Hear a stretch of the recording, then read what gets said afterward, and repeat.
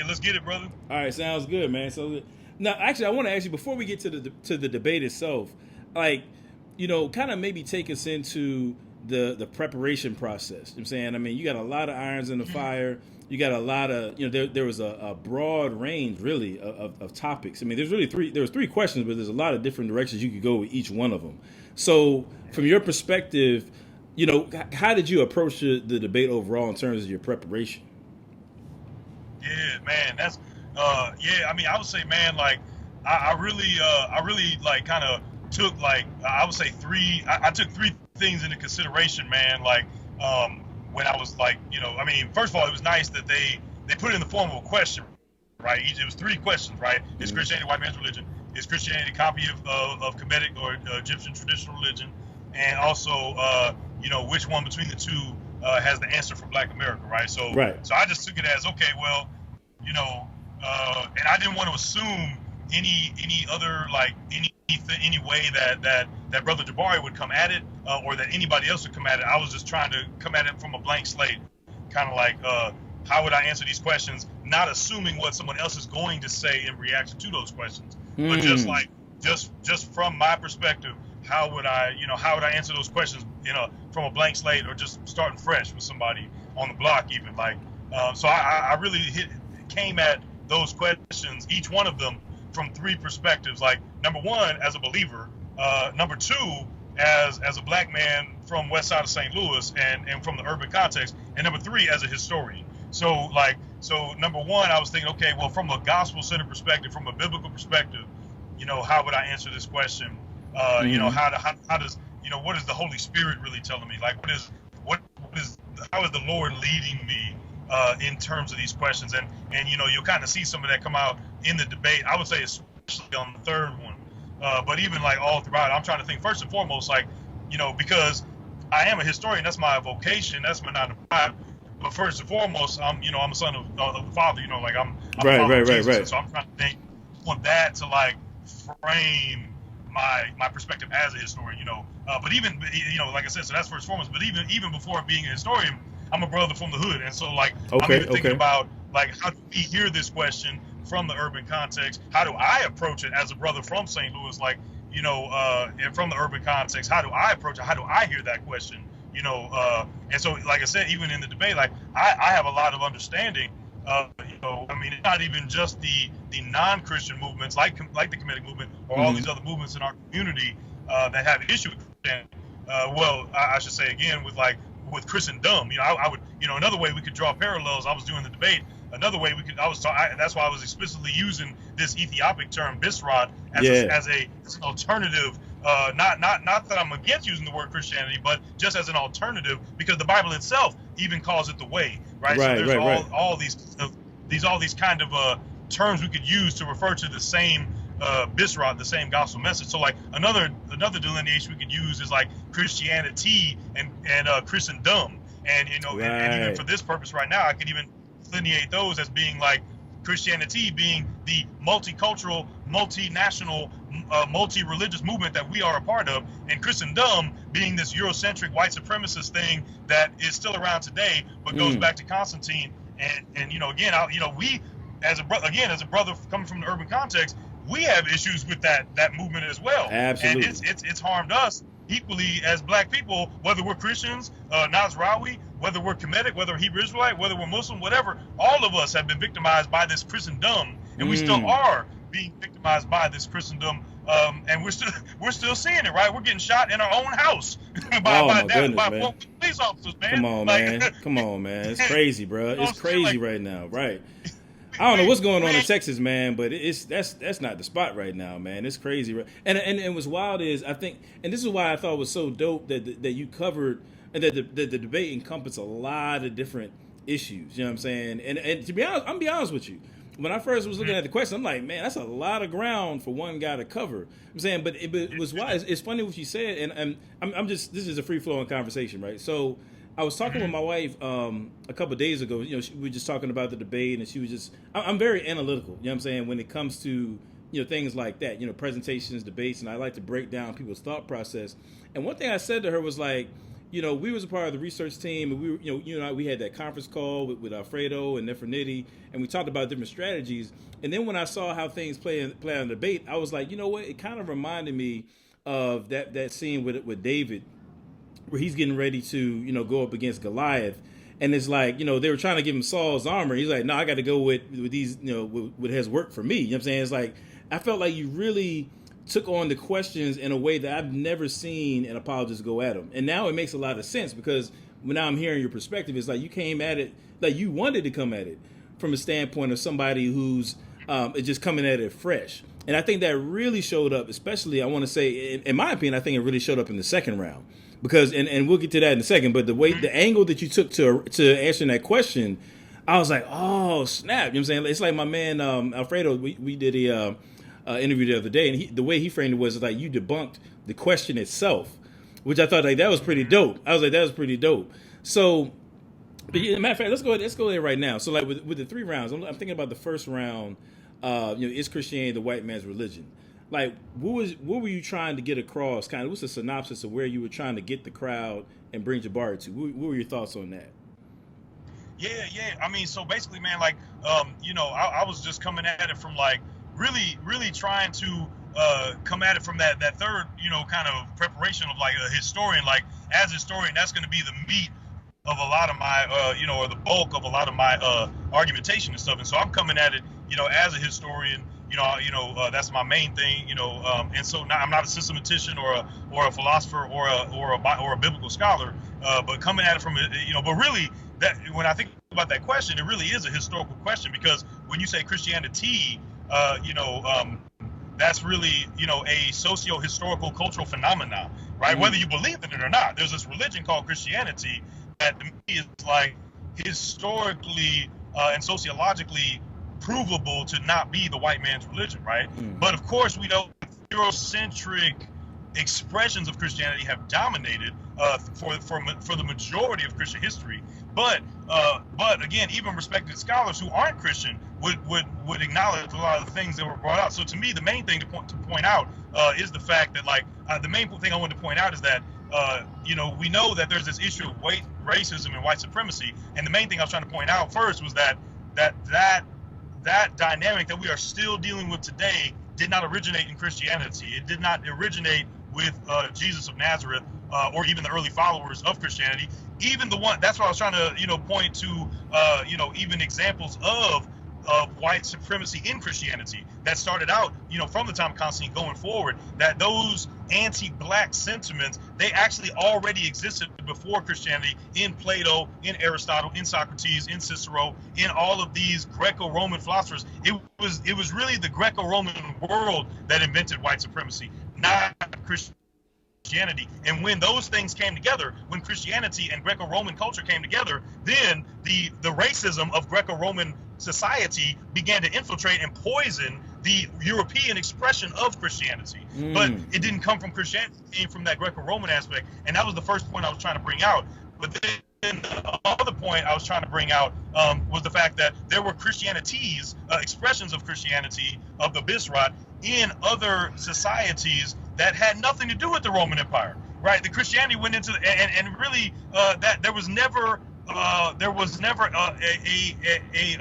a good answer given to that, because there was this constant reliance upon the idea that Christianity and Greco-Roman society are inextricable. And again, there is clear documented evidence of early Persian Christianity that was outside of the Roman Empire, that was coterminous, that existed simultaneously from the first century with the Roman Christianity, right? And so there's Christianity that was completely outside of the Roman Empire, and that was in different political. And so I was talking about that, and then how that went into China, and again in the same way that I'm using this name Bisrat, but I was sharing how in China Christianity wasn't even called Christianity; it was called the Jingjiao, which means the luminous way. And so, I don't think I was able to make this point in the debate, but like talking about Chinese Christianity was so non-Westernized that when European missionaries and colonists first started coming to China in the 1500s, they found these Chinese stela that early Chinese theology was written on, and they had crosses. So they were like, oh, this looks like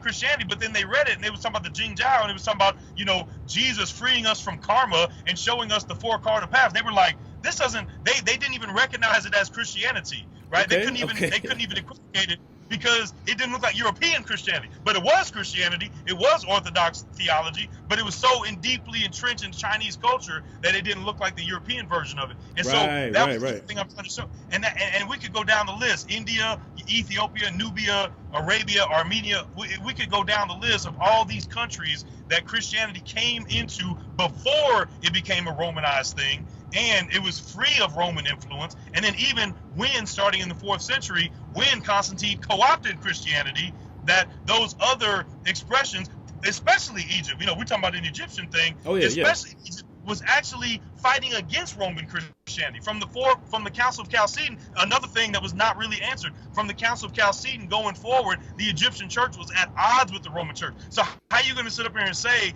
that that Christianity came from the Roman Empire and then into Egypt, and then from there it went into Ethiopia, when in fact Egypt and Ethiopia were both fighting against Roman heretical Christianity? But see, this is interesting. But now, see, here's what's interesting. So for somebody like myself, so you mentioned a second ago that you're not a philosopher, but actually when you break it down, you're making a very philosophical point that really deals with the laws of logic, because one of the laws of logic is the law of identity. That's one of the basic logical principles.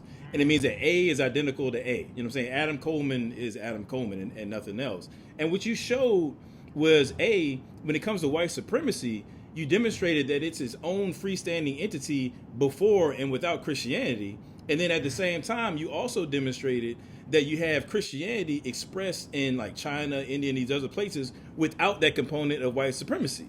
So you can't say that they're one and the same or that they are inextricably linked, because we have examples of each of them without the other. You know what I'm saying? That's a very philosophical point. I think that's fascinating. And I think that for somebody like going together, my brother. Yeah. You put that history I don't know about the law of identity, bro. See, that's why we gotta, we like Voltron, man. We gotta put them powers together, man. Yeah, live, bro. It all works together, though. It all works together. And see, this is why, like, during the debate, I'm sitting back listening. I'm like, oh snap! Like he's taking his skill set and going in a different direction that I wouldn't have thought about. You know what I'm saying? But then at the same time, I can bring it back. Say, okay, this makes sense because of the law of identity and so on and so forth. And I think that when people go back and look at the debate and they see the points that you're making, it's like, whoa, snap. You know what I'm saying? Like, this dude is on a whole another level right now. I honestly hadn't really looked at it that way. You know what I'm saying? So I can't wait till the video drops and I can go back and dissect everything you said. But I want you to maybe go back to something you said a minute ago. You used the term Christendom, and I think that many people, when they hear the term Christendom, if they're familiar with it, they associate it with just the church in general. But I think I understand you to mean that when you're talking about Christendom, you're more so looking at the geopolitical concept that had like a layering of Christianity over top of it that flows through like Charlemagne, Constantine, and so on and so forth. Like, can you break that down a little bit? Like, what you mean by Christendom? Yeah, no, that's exactly right. And the interesting thing too is that actually, this is on a different topic than what we got into in the debate. But one thing we could bring out is, I would agree 100% with what you just said in terms of how we rhetorically differentiate between Christianity and Christendom. That Christendom has a different, the African American church that we belong to is a part of Christianity, but it has never been a Christendom, right? Like the faith of our community, and in fact, our community as a whole has never been a hegemonic defining force for American society, right? That we have always been a group on the margins, and yet we are a predominantly Christian people. And same thing, Christians in China, going back to China, or Christians in Iraq, there are Christianities everywhere, but in most places, Christians find themselves on the margins or in the minority, and their faith is not reflected in the dominant political, and sociological and civic dynamics of a given society. And that's how I would usually define rhetorically how I differentiate Christendom, which is like when Christian, a particular iteration and sometimes even perversion of Christianity becomes the defining kind of, because again, like I said, I'll do it again. I threw the Christianity of Josiah priests and the Christianity of slave owners in this country under the bus. I'm like, that is not Christianity. That's heresy. Right. The Bible shows that, right? Those are not my brothers and sisters in Christ. Period. Point blank. I don't care what they say. They believe about, theology or the Bible. Their practice shows themselves to be heretics, right? And so that is not Christianity, but that is a Christendom. right? That is a Christendom that was laced with misappropriations of the Bible, right? And so I would agree with you. But the other thing I was going to say was that, ironically and interestingly, but this is a little off topic, that actually can also happen among people of color as well. It didn't happen that way in history because Roman folk and European, white folk were the main people that fashioned societies after and used Christianity. Walter Pohl is a historian that does a lot of great work on how, especially in Western Europe, as the what they call the ethnogenesis of France and England and Ireland and Scandinavia, how when the idea of the West came to be after the Roman Empire fell, Christianity was almost like a social and civic force and religious force that gave European nations a sense of identity, and Christianity was just kind of co-opted in that way to kind of give a sense of religious identity as they were modeling themselves. These various Western nations, starting in the 6th, 7th, 8th centuries going forward, modeled themselves after Constantine and after like the ancient Roman past, right? But the interesting thing is that Ethiopia actually did the same thing. That Ethiopia, Izana and Ethiopian kings did the same thing. I would say that there was an African Christendom that took place that actually, let's be honest, was actually there's historically documented evidences of Ethiopian kingdom persecuting non-Christians in the Ethiopian context. And there was even a reformation that started in Ethiopia that resisted that Ethiopian Christendom. That was totally, not only totally unique from the European Reformation, but even preceded it by over a century. Wow. The Stephanites were a monastic movement in the late 13 early 1400s, over a century before Martin Luther, that were actually resisting the Christendom of Ethiopia. And so, it could have went down that way, even, and then you could also talk about Armenia, that there was in Georgia, that the kingdoms of Armenia and Georgia also had a Christendom. And so, this gets into more of a theological thing, but personally as a believer, I'm not really, it's not my understanding that Jesus ever intended for us to, have nations and like expect that our laws and our governance would be explicitly Christian. Of course, that we want to be influenced. I know this gets into ecclesiology, questions about how the church and state are to interact. Sure. I don't want to get too outside track.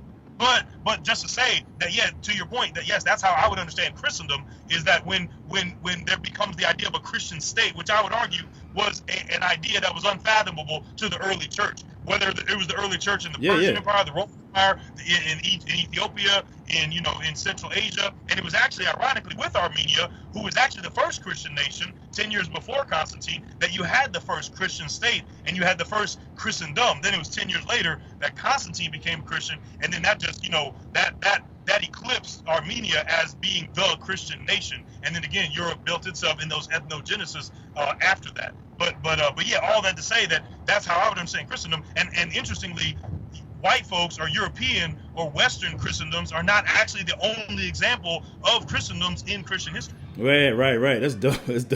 Well, let me throw this at you. And some people might get mad at me for saying this, but when I think about the Christendom that was specific to Western Europe, you know what I'm saying? Like, I think there's this assumption that white supremacy and racism is kind of in the DNA. And I'm not saying that it isn't, but at the same time, I think you see the same oppressive and kind of conquest-driven actions from Christians, you know what I'm saying, in the church towards other Europeans. Like, so for example, you got Charlemagne, who, he was trying to, deal with the Saxons, I believe, the Anglo-Saxons. He was trying to, take their territory, and, they were pagans at the time.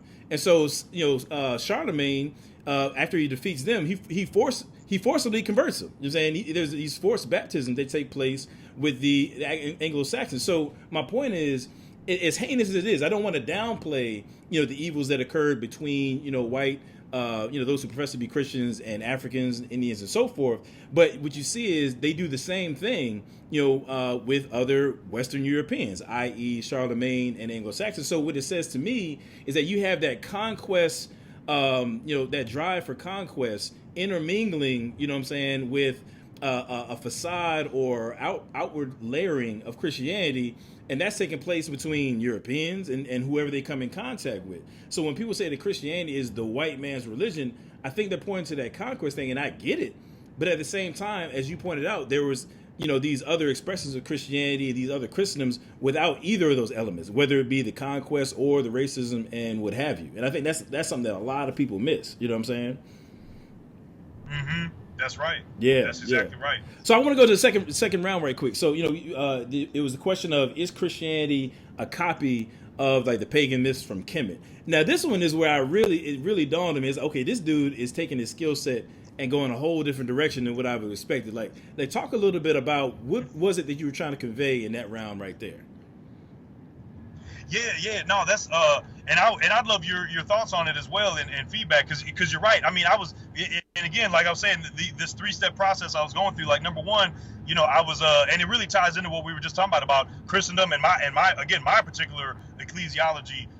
Because as I was praying through it, man, and I was thinking about, okay, when I was asking the Lord, what do you want me to say? How do you want me to respond to this? What I really felt led of the Spirit to really say, and what I ended up saying was that, like you said, kind of like, debunking the whole, question from the get-go is, I think, really the most important step that we need to take when we answer this as believers. Now, because I think that what's most common, and I don't know if this is what you were meaning when you were thinking what you expected, but what I've encountered most times from believers when we counter this question is basically trying to go point by point and address the various connections that are being made by the Kemetic people, and then try to disconnect them. Like they'll say, this is a copy of this is a copy of this, and we'll respond by saying, no, it's not. And so, like, my thing about that is that I don't necessarily think that is not is a bad tactic. I don't think that that's a wrong thing to do.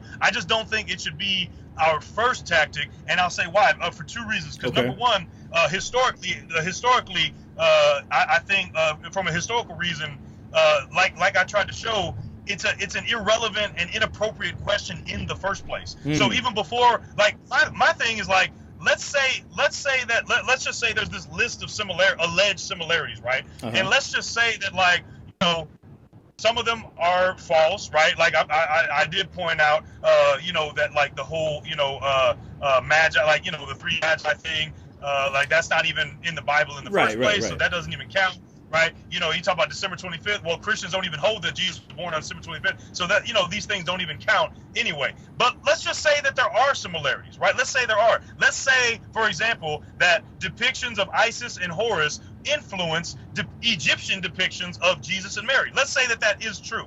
So what? That's not a problem to us, right? That's not a problem for us because that's not a problem for Christians, because our text teaches us to contextualize the gospel in the first place. We don't have a problem with using elements in different cultures and different religions to communicate the truth of the gospel. The gospel implores us to do as such. That's why John calls Jesus the Logos.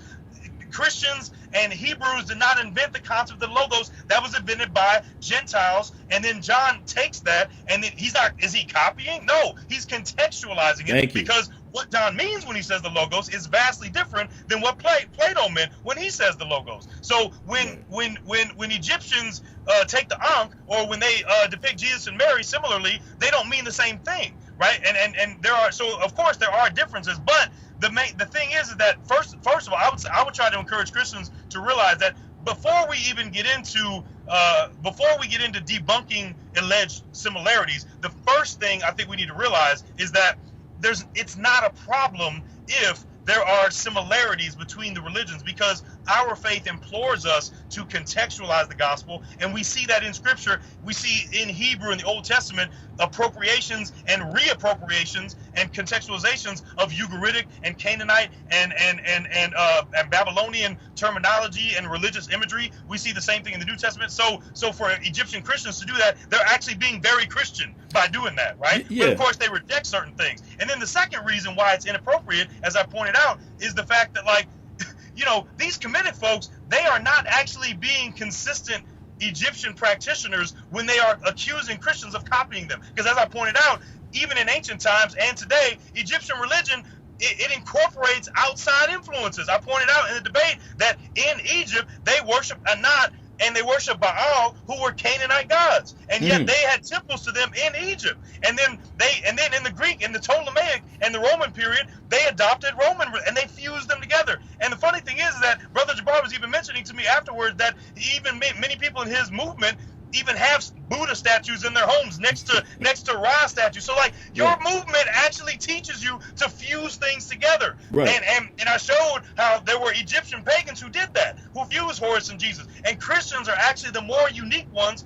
by asserting that there's only one God. And that was why Egyptians were not persecuted by the Romans, because they prayed to the Roman gods and they prayed to their God. So I quoted Shenouda, who mentions that there was an Egyptian pagan named Gesius who was praying to Pet-Base / Kronos. They would have dual identities, so they would fuse stuff all the time. So it's not even an appropriate Egyptian way of thinking about it to say that you guys are copying us. An Egyptian in the ancient times would never have thought that way. They never would have saw Christianity and said, hey, you guys are copying us. In fact, they would have said, hey, that seems kind of similar, so we can actually just equivocate these things. We can say that Horus and Jesus are the same. You can pray to both of them because they're the same. And that would have been fine. If Christians had done that, that would have been fine. We wouldn't have been persecuted in Egypt. But we didn't do that because we are unique. We said, no.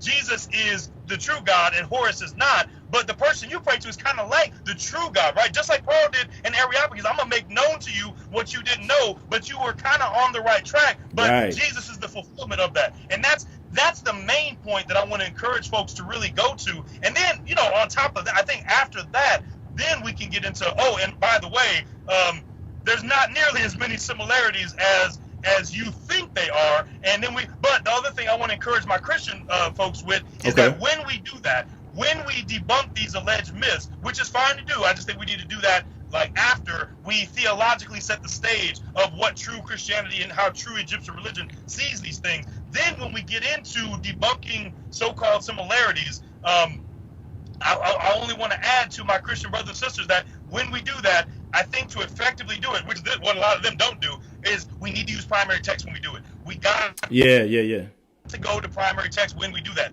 I think that any of us that are urban apologists, we spend so much time on the secondary mystical writers from like the 19th and 20th century, but I think we would do much better to go straight to the Book of the Dead, go straight to the contendings of Horus and Seth, go straight to all of these Egyptian sources, not the crazy people from 4,000 years later who make up stuff, but when we actually go to their actual sources, that's a much better use of our time and a much more powerful argument rather than talking about these authors from like 50 years ago that don't know what they're talking about. Let's go to the primary text and then put up the contendings of Horus and Seth next to the Gospels and say, okay, let's look at these primary texts. This says through the Holy Spirit. This says contendings of Horus and Seth says that Isis reassembled Osiris's body and then hovered over it. We know what that means. And so we see these are very clearly different things, but we're making that argument based on the primary text, not on the secondary text. Well, yeah, I mean, just to kind of use an analogy. I don't know if you want to put this out here or not. I can always edit this part out. But I know you've got experience with MMA, you know what I'm saying, and fighting, that kind of stuff. You know what I'm saying? So there are certain times, you know what I mean? Like I've done a little MMA in the past. And I remember one of the strategies that we would use, let's say if you got somebody who's got who has a really hard punch, like they can really hit, then one of the things you want to do in the early rounds is work on the legs. You want to hit some, throw some leg kicks, you know what I'm saying, to kind of weaken the front leg or if better, weaken the back leg, you know what I'm saying? And then that way we get into the latter rounds, that person isn't able to hit you with as much steam, you know what I'm saying? And so sometimes the best way, and I'm kind of using that as an analogy in terms of how you encountered this question during the debate, is you went for the legs. You know what I'm saying? Is that before we even debate about going point for point or whether or not December 25th is an issue or not, let's go for the legs and undercut this whole notion that you have that copying is somehow problematic in the sense that Jabari would want to articulate that it is. And I thought that was just fascinating. I didn't expect you to do that. You know what I'm saying? I was like, wow. And I hadn't really thought of going that deep with it either. But then when I saw you kind of laying it out, I was like, oh, okay, I see where we're going here. You know what I'm saying? But I think it was so powerful because... And if I could just add one thing, not to cut you off, but I think the other thing that I wanted to encourage this is again the whole part about where I felt the Lord was leading me to go, is that I think that actually my man Tim Allison, we rocked together with the Meacham School of Hymeno. We were actually just in class this last weekend, and he made this point that I thought was really key, is that a lot of us as believers, that we sometimes have an underdeveloped theology of missions and theology of culture, and also theology of contextualization. And so the real reason why I wanted to go, as you said, I wanted to go for the legs, and before we even get into all that stuff, just like you said, just undercut the question as theologically and historically an inappropriate question in the first place. The reason I want to do that for my Christian brothers and sisters is because I don't want us to be scared of similarities between Christianity and Egyptian religion. I don't want us to be scared of that, because if and when there are similarities, we don't need to fear that, because that, again, the God that we serve tells us to communicate to become Greek to the Greek and Jew to the Jew. So that means we want to become Egyptian to the Egyptian. And so we should not fear similarities. Actually, we should see those as an opportunity to communicate the gospel. And my concern that if we only rely upon, but I guess my thing is this, is that if we only argue that no, this is not similar to that, this is not similar to that, the underlying assumption of that is that if there are similarities, then oh no, our faith must not be true, right? If somehow we are proven wrong that actually there is a lot of similarities between Egyptian and Christianity, then that means we're all wrong. So we're hanging our argument on the fact that they're not similar. And I'm saying it really doesn't matter. Christianity is extremely similar. It's most similar to Judaism, right? It's very similar to Judaism. And no Jewish person has ever said, you guys are copying us, right? They're saying you guys are wrong. You're saying Jesus is the Messiah. We believe the Messiah hasn't come yet. So you got all kind of Jewish imagery, Jewish language, Jewish traditions that have undergirded your religion, but yet we don't see it as a copy. We see you as an aberration. We see you as wrong. Same thing. Christianity has a lot in common with Islam. And yet no Muslim or Christian thinks that we are the same religion or that we're a copy. Just like same thing. They quote Jesus in the Quran. They call Jesus the Messiah. No Christian has ever said, hey, you guys are copying off of us, right? But we all see it. Jewish, Christian, Muslim. We are distinct, different religions that have different claims. Absolutely. And that's okay. It is okay. But, and then on the flip of that, Christianity is extremely different than, like, say, traditional Hawaiian religion, right? Or traditional Japanese Shinto, right? So there's degrees of similarity and degrees of difference between our faith and every other faith. But the point is that I want to encourage my brothers and sisters in Christ with is that the Bible does not teach us to be scared of similarities. In fact, it teaches us to look for those similarities and use them to proclaim the gospel. And that's just really why, I really wanted to get that point out. Yeah, and I want to maybe add another piece here, and it's just something that just occurred to me just now, but and hopefully I can articulate it well. But my thinking is that too, when you're dealing with, I don't care what religion it is, you know what I'm saying, or spiritual system it is, in some sense or another, that spiritual system is going to be engaging the human condition. It's going to be engaging those things that are common to the human experience. That's on the one side. Now, on the other side, from a Christian standpoint, God, and we see that in Romans, chapter 1 and 2, with God is dealing with all folks. We're dealing with, Acts chapter 17 with the unknown God, and it talks about how from the beginning there's one blood, and He's placed all these people in different places and times that we might grasp after Him and all this kind of stuff. Like that God is at work in the world. I'm saying, so all systems are going to be dealing with the human experience, and then at the same time you've got God who's interacting with man everywhere. You see what I'm saying? Now, with that being said, I think what happens is when you do see similarities, I would say that it's in part because you have people dealing with the same stuff. They're trying to answer the same question. They're like, so for example, when Jabari brings up the Metternich Stela, and he's like, okay, well, you got Horus who dies by poisoning or a scorpion or whatever it was, and he comes back to life, so on and so forth. And that's where you get the resurrection. And I was like, oh no, what do we do with that? Well, I mean, first of all, the grappling with life and death, that is part of the human experience. You know what I'm saying? So it shouldn't be of any surprise that you're going to see different cultures and different people, engaging, overcoming death. Now, the difference is that, clearly, according to Jabari himself, what I'm saying, Horus, Osiris, or he would say Asar, Aset, and Haru.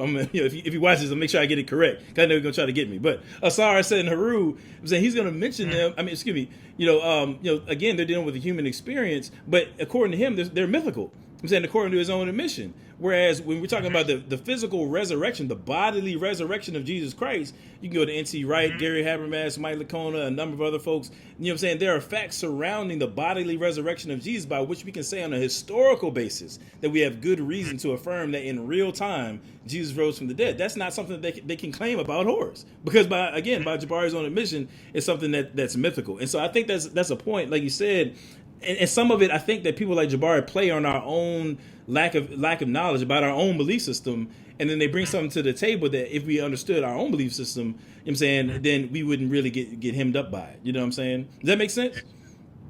Mm-hmm. Dope, right. dope. Well, let me hit you with this. Now, my personal, this is when I got aggravated during the debate. You know what I'm saying? I'm going to throw this out there. Is you talked about using primary sources, right? And I think the other side of it is using primary sources. Well, using them and then using them responsibly. Now, I'm glad you called Jabari out. I'm saying for his lack of citations at particular points in his presentation. I mean, at one point, he pulls up Wikipedia. You know what I'm saying? At one point, he's like, "Yo, I don't have a citation for this, but you can get a bus ticket and go to the museum." I'm like, "Man, come on, bro." I mean, and it's not even no disrespect, but come on, man. Dude, this is a scholarly debate, bro. You can't be coming with no bus ticket, citations, bro. We can't be doing that. You know what I'm saying? But he did cite Justin Martyr and Augustine as well, and basically he cited portions. Now I just happen to have read the broader text, but when it came across in the debate, he provided portions where it seemed as though they were admitting having stolen something from these other worldviews, or they were trying to defend themselves against those accusations. Can you? And I think you addressed this in the debate, but can you give a brief context to what it was that somebody like a Justin Martyr and Augustine were trying to articulate, when they were writing, the apology for so and so? Yeah, man. And again, I think, I think it displays the Kemetic community's lack of understanding of their own faith, honestly, and also a lack of understanding of Christian faith and also Christian history, like reading things out of context. Because again, if we as Christians, and also if they again would have a more developed understanding of how, that's what I was trying to suggest to him, is that I don't think you understand how Christians view and how the Bible views the gospel message, the Bisrat, and its relationship to other cultures, right? The Bisrat is above, it transcends cultural specificity. It communicates in and through all cultural norms. And so writers like Justin Martyr and Augustine and Tatian the Syrian and Clement of Alexandria and Origen and Ephraim the Syrian and Shenouda of Atrib and all of these early Narsai, all these early Persian, and it's across all traditions, right? That all of these different theologians understood that the Bisrat, just like Jesus himself, he is Emmanuel, God with us. He sets up residence with us. The Bisrat sets up residence in our culture. It takes the language of our culture. And so Justin Martyr, in his dialogue with Trypho, or in his apology, first or second apology, same thing with Augustine, in his City of God, or in his Confessions, or any of his writings, or in Tertullian with his apology, like all of these early apologists in the early Christian period, they were doing what John did and what Paul did in the Bible. They're saying, we're going to make the Bisrat intelligible to a Platonic, Socratic, Stoic, Greco-Roman, Hellenistic culture. So we're going to equivocate and we're going to say these things. And they do a variety of things. This is what missiology teaches. Lamin Sanneh is actually a recently deceased Ghanaian missiologist, and he summarized it to say that Christian missiology is a double-sided process of translation, where we both embrace our culture and we reject it at the same time. So when you see Nasrawi history in all over the world, you see examples of Nasrawi rejecting their culture and embracing it. It's not one or the other. But the problem with Eurocentric white Protestant Christianity is they fuse their culture with Christmas trees and with Easter and with Martin Luther making hymns off of German beer songs, and it was okay for them to do it, right? It was okay for them to synthesize Christianity with European culture, various European cultures, but it's not okay for us to do it, right? It's not okay for Native Americans to have a sweat lodge in Jesus' name, or to have a Christian totem pole. It's not okay for African Americans to have Christian hip hop, or have to have dreadlocks and be a pastor with dreads, right? It's not okay for Islamic believers to not call themselves Christians, but to call themselves Nazarenes, when the Quran calls it. This is an ancient Arabic name for Christian. They didn't even use the word Christian 1,500 years ago, even in the. But that's the thing with the Christianity, the Bisrat. it embraces culture and rejects it at the same time. So Justin Martyr and all them, you see them doing it too. You see them rejecting Plato. You see Tatian the Syrian saying Moses is superior to Homer, right? That we have a quote unquote he's doing a wordplay where he's saying we have what you call a barbaric wisdom of Moses, which is superior to the so-called higher wisdom of Homer. And so you see a comparative thing going on. You see Ephraim the Syrian talking about the poison of the Greeks, right? The poison of Platonic philosophy. But then at the same time, you see Justin Martyr emphasizing the logos. He's using the logos, the idea of the logos, to communicate the truth of Scripture, and he's using quotes just like Paul does in the New Testament. He's quoting Stoic philosophers, Epimenides, and all these other people, saying that these things point to Jesus. And so that's what we see happening. It's not a and again, even patristic scholars who aren't even Christians would agree with me on this. That early apologists like Tertullian, Justin, Clement, Origen, they would never have said, oh, yeah, our faith is a copy of Egyptian religion, or it's a copy of Zeus and Hercules, or it's a copy of Plato. No. They would never say that. But they were trying to communicate it in that Hellenistic milieu in which they were being persecuted. That's the proof in and of itself. The fact that Christians were being persecuted. And think about it. This is a society that is decidedly pluralistic. Romans valued themselves on their pluralism. That's right. That's the irony of it. Yeah, everything goes. And when they colonized Egypt, you could bring Ra and Horus into it too. And when they colonized Carthage, and when they colonized Numidia, you could bring Tanit into it too. And then when they colonized Syria and the Levant, you could bring Baal and Anat in it too. They were so pluralistic. The only people that they had an issue with was Christians, because we were the only ones saying, no, we are not worshiping anybody but Jesus. And we'll try to communicate it to you in a way you can understand, in a way that embraces our culture. But there's also a line where we reject certain things too. And the biggest thing they rejected that pissed the Romans off, I'm sorry, excuse me, I know we on the podcast. No, you good. Thing that made the Romans mad was the fact that they wanted to pray to Jesus. It was the fact that they didn't want to pray to Kronos and to Petbe and to Isis and to Serapis and all. They said, we're only worshiping Jesus. And that was very, very unique. And so you see that but I'm sorry, I got off on 10. But so important is what you said right there is that, so, when Christians are catching all this flack for not worshiping the Roman gods or the other gods that were acceptable to the Roman Empire, a lot, one of the things that the pagans would say is that, well, it's because you're not worshiping our gods, therefore we got these plagues going on, or the Vandals are able to get in and wreck shop on us, or all these bad things are going on because y'all Christians won't get with the program. And so when somebody like a Justin or Augustine is responding to that, or even a Tertullian as well, they're like, look, here's some similar, like, we're not so different from y'all, I'm saying, to where we're going to be, it's our fault that these bad things are happening, because, the pagans would say, well, y'all are, eating babies, or, all kind of crazy stuff to make them seem like they're just way left, I mean? The Christians were just out there. So, sometimes Justin and Augustine, they're going to be pointing out these similarities just to simply say that, look, you can't just put us out here on an island as if we're just way over there, and therefore you can, in a sense, distance us, which at their time would have given rise to maybe more persecution. I'm saying, because if you can distance a particular group of people from being like acceptable to the broader society, then it makes it much easier than for that society to say, well, let's just kill them. I'm saying, just like what Hitler did with the Jews. I'm saying? It's the same kind of a thing. So sometimes Tertullian and them, they're making those kind of arguments like, yo, don't put us out on there on the island, and then next thing you know, we be getting fed to the lions again or more. You know what I'm saying? And then the other thing is, too, I thought was interesting, of all people, for Jabari to quote, it was interesting, he quoted Augustine and Justin Martyr, because what's funny to me is that, and I agree. I mean, Augustine, he's talking about something real. He's saying, look, Christianity has always been at work in the world. That's Romans chapter 1. That's Acts 17. Like I mentioned, God has always had a salvific plan and hand working in the earth since the beginning. That's obviously the case. And so that's why somebody like a Justin Martyr can say, like, that Greek philosophy was the law, it was the Mosaic law to the Greeks. You know what I'm saying? It was something that kept them from just totally wilding out. You know what I'm saying? So that somebody like himself can come to Christ. But like you said, I want to go back to something you said earlier, how sometimes Christians, I think we get afraid of recognizing those that overlap or those similarities, like as if all of a sudden, oh man, the whole ship is about to sink. But that's obviously not the case. That's obviously not the case. But I think I cut you off. What were you saying? Oh no, that was that was all I was saying. But I Oh, feel okay, you, cool, brother. cool, cool, cool. Well, let me get to the third round, man. I'm gonna let you go, but I really want to get your perspective on that third round because I felt like you did something similar that you did in the second, where you really went to debunk the question, or you went to the fundamental level of what was being asked. So, like, kind of give me your thoughts and your insight, and what was behind the scenes right there. What was going on there? Yeah, man. And again, like going back to that preparation, man. That's really what I just felt moved of the Spirit to say.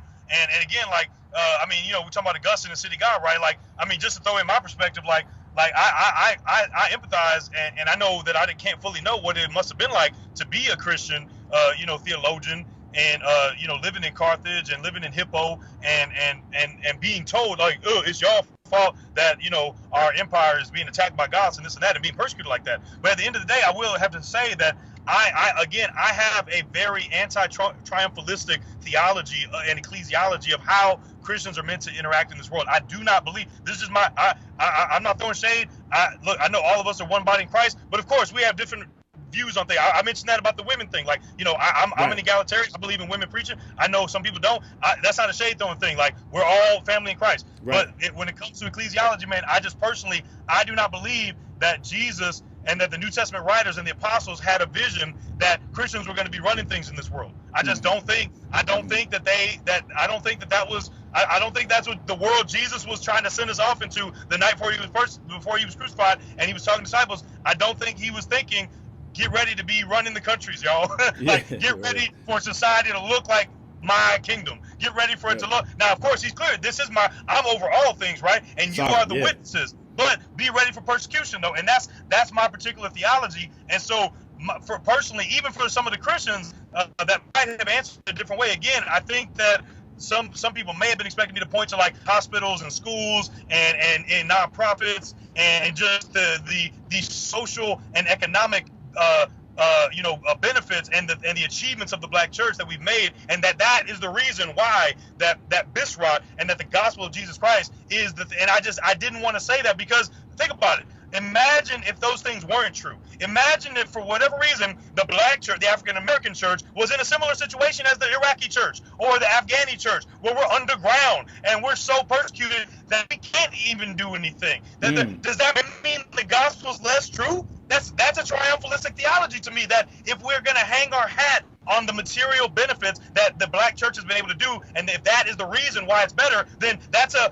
materialistic religion to me. And I don't want to make the case based on that. I wanted to make the case on what I said. Really, the number one reason, I was saying, like, really, man, when it comes to like how to answer the whole question of like between Christianity or any other religion, Kemetic as well, why is it better for Black people in particular, right? Well, I would say, first of all, it's better for everybody in the world, because Jesus is the only one who can take away our sin and give us new life, right? Every other religion has a different way of saying that, like you said, all religions, philosophies get down to the human condition. Every religion believes in good and evil. Every religion, teaches that we want to get to, the divine. We want to get to the afterlife, and we want to get away from like punishment and all that. And we want to do good and not do bad. Every religion teaches a different version of that. But the Bisrat of Yeshua of Nazareth is the only message that tells us that there is a perfect God who made us in his image. And even though we rebelled against him, he came down, took on flesh, took our punishment for us, so that when we have faith in him, only by faith in him and not by good works, we can be saved and be reconciled back to the plan he made for us in the first.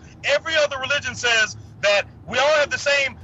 Basically, we all have a similar idea of like what the problem is, but the Bisrat is the only one that has the solution. But all other religions have they understand the problem, right? They understand that there's a God who's perfect, or maybe gods plural that are good, and we do bad. But all of them basically put it back on us and say, you got to do good, right? Egyptian religion, you got to get your heart weighed at the end of the afterlife, right? And if you did enough good to outweigh the ostrich feather, whatever. It's all a different same thing, right? But Jesus is the only true answer for all of us, because he's the only one that can take our sin, right?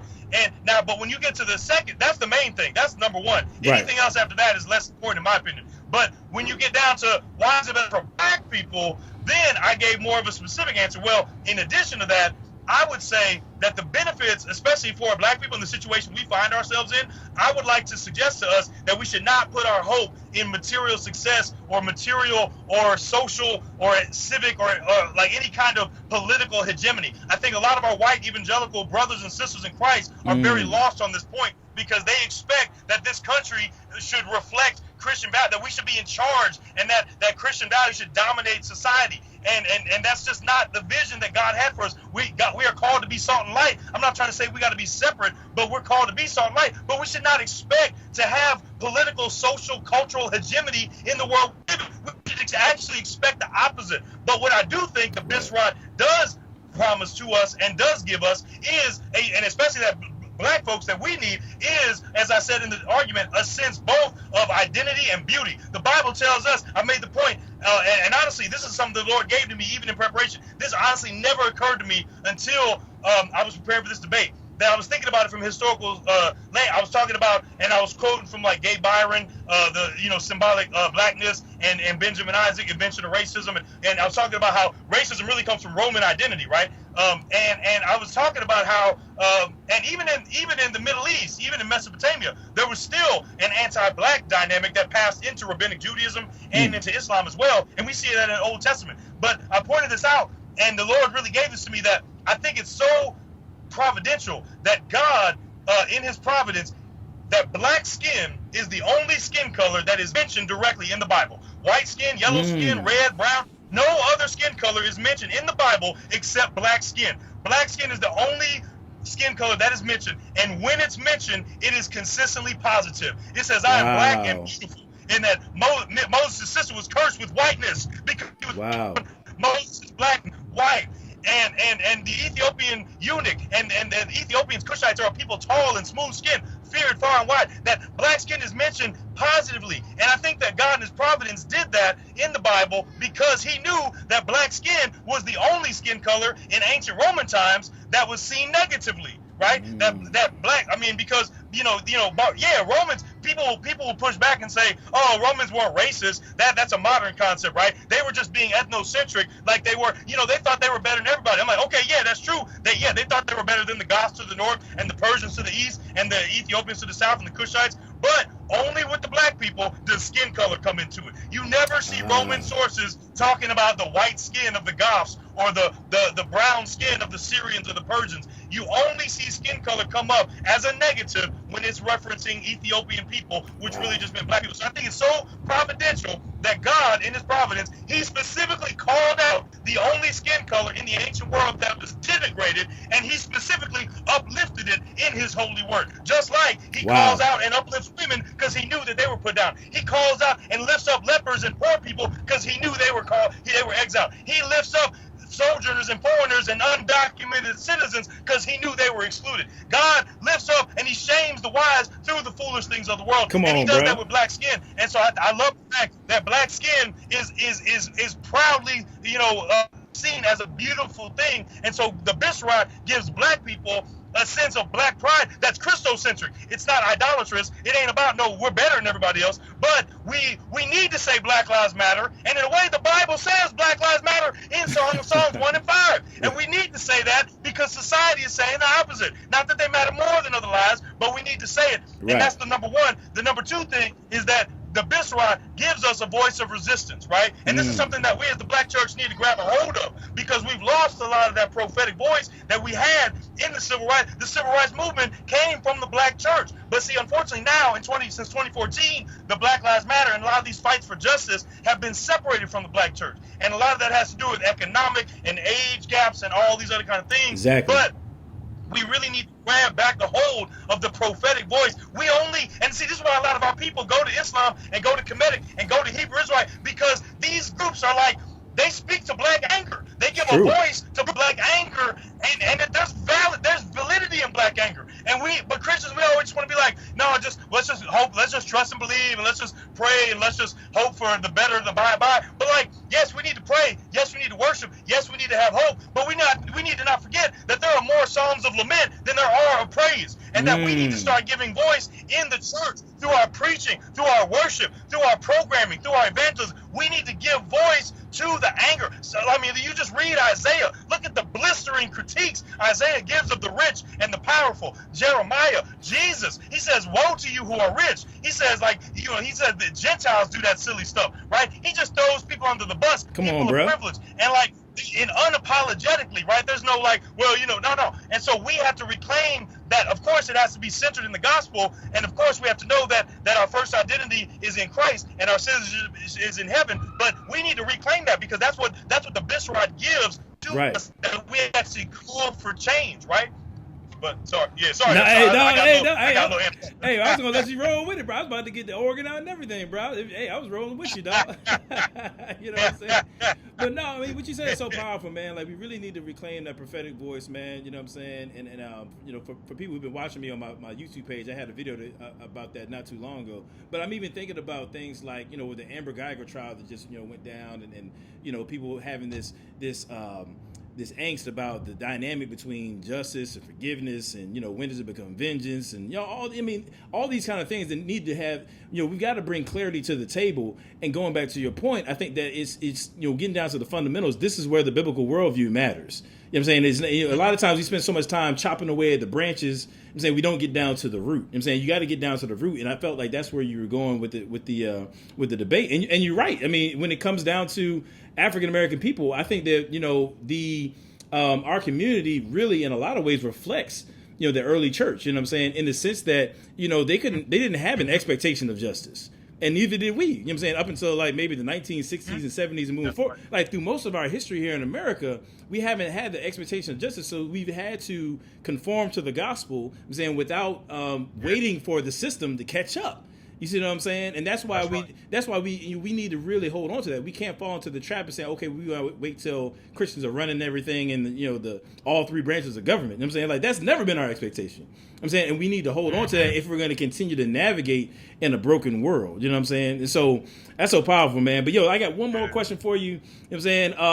Are we going to see more from this Bantu when it comes to these debates? I mean, is this kind of a one and done? Or are we going to see you get back in the ring? I mean, what you got? What do you think about that?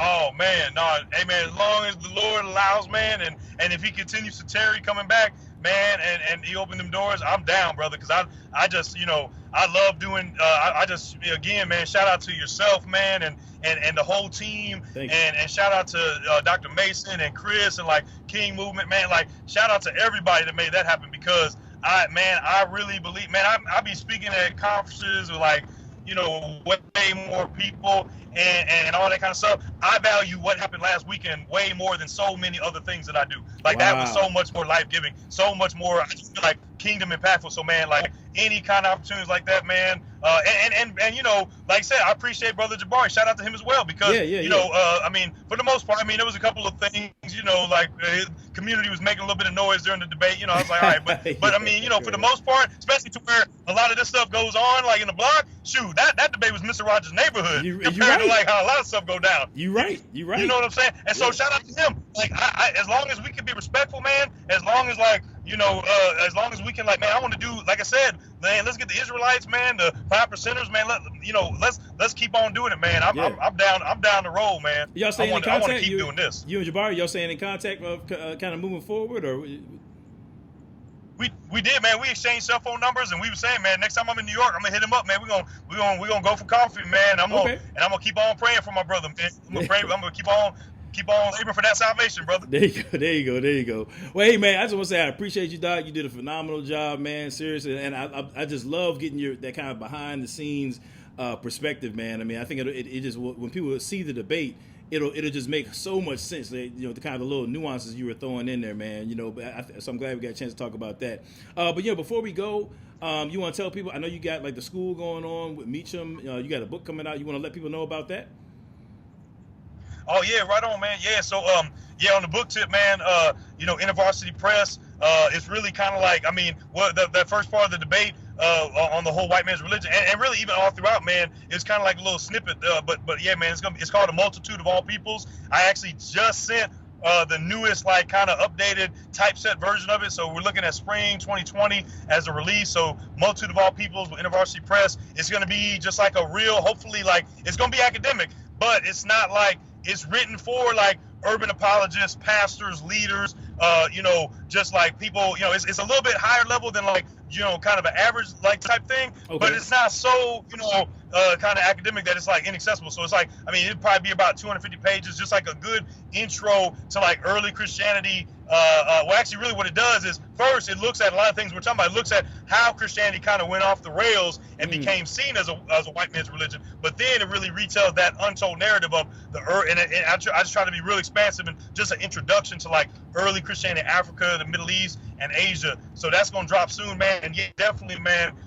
Want to hit, I want to definitely shout out to and plug, both. I wear kind of two hats, man. I'm the professor of Black Church Studies and Church History at Fuller Seminary in Houston, Texas. So, man, definitely folks in Houston or really elsewhere, man, definitely hit me up. We could be getting it in on Black Church Studies and Church History through Fuller, but also want to give a shout out to the seminary program that I run and work with, which is the only African American seminary which is academic and which is rooted in biblical orthodoxy and which is Black run through and through. So it's the Meacham School of Hymenode. Hymenode is the Ethiopian word for theology, and that you can check out meacham.org, meachum.org. We have classes for people who just want to learn more. But also we have actual pathways to getting an MDiv or a master's degree at only a third of the cost at what most seminaries charge. And so and it's fully accredited through our partnership. So and you can do it. We were based in St. Louis, Missouri, but you could do classes all over. We have online students from the East Coast to the West and everywhere in between. So definitely hit us up if people want to take classes in theology, church history. I just did a class on early church history. We call it Sankofa just last weekend. We had students from all over the country streaming live, and so you could do that. So hit us up definitely on that. Folks want to, really get, for the folks that really in our community that want to, take that next level and really get that theological education at that graduate level. Boom, there it is, bro. Man, you all over the place, man. I mean, putting in that great work for the kingdom, man. So, hey, like I said, man, much respect, much love to you, brother. I'm definitely going to be catching up with you, man. You know what I'm saying, about the Meacham joint. You know what I'm saying? I'm going to talk to my wife, get that permission slip first, and I'm coming through, dog. I'm claiming it in Jesus' name. You know what I'm saying? Man.